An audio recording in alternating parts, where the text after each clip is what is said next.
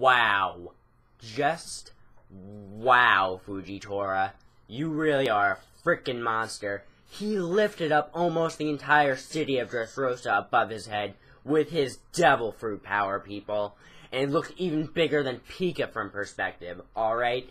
That's how much of a monster this guy is. Hey guys, Shinigami Harry here, and welcome to the review of One Piece episode 743, and it just continues basically from where we left off in the last episode, with Law and Sengoku chatting about Rociante Corazon.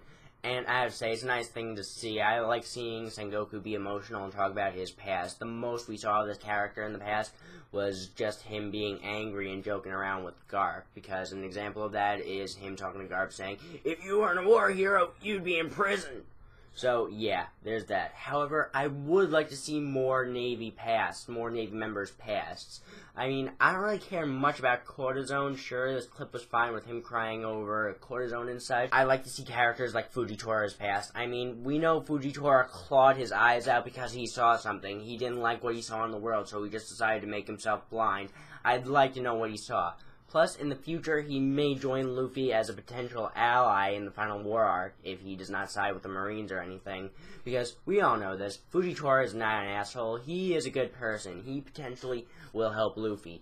Though, on the other hand, I'd like to see Garp's past as well. We probably won't see it, but we will see it in another character's past. We will see a young Garp in Monkey D. Dragon's past, because in the Revolutionary Army arc, if we get one, we are definitely going to see Monkey D. Dragon's past, like why he became a revolutionary, why he started the army, etc. And Garp is definitely going to have a part in that. Though, if we want to talk about another Marine who's not really a Marine anymore, there's Aokiji. I'd love to see his past. Alright, people, I mean, he's with Blackbeard at the moment, and we all know he's doing an inside job. He's trying to take apart the Blackbeard Pirates, because at the end of the day, Aokiji isn't a bad person. We have Blackbeard, this horrible person, and Aokiji, this good person. We're putting them together, and it's obvious Aokiji has something planned. And I know, a lot of people want Aokiji to join the Straw Hats, and I'm in that rank. I'd like him to join the Straw Hats. It's a nice idea, or at least ally with them in the final war arc. And if he joins the Straw Hats, well, we're definitely going to see some of his past. And that Ohara thing doesn't really count since that was Nico Robin's past.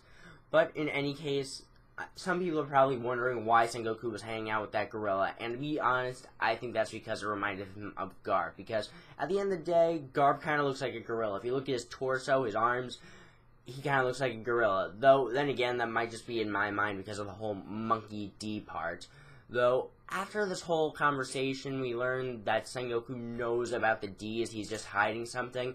And I like One Piece to go deeper into the D's. I want to know more about what D is. But moving on, we move on to Luffy fighting Fujitora, and he seems to be having a hard time and giving him some form of sympathy. Whenever Luffy attacked, he says, "I'm going to punch you, old man. I'm going to kick you, old man," etc. And even with that, Luffy still seems to have trouble with him, and it's nice to see Luffy fighting an admiral after the time skip. Before, he couldn't really compare to an admiral. An admiral would have just freaking killed him in one shot.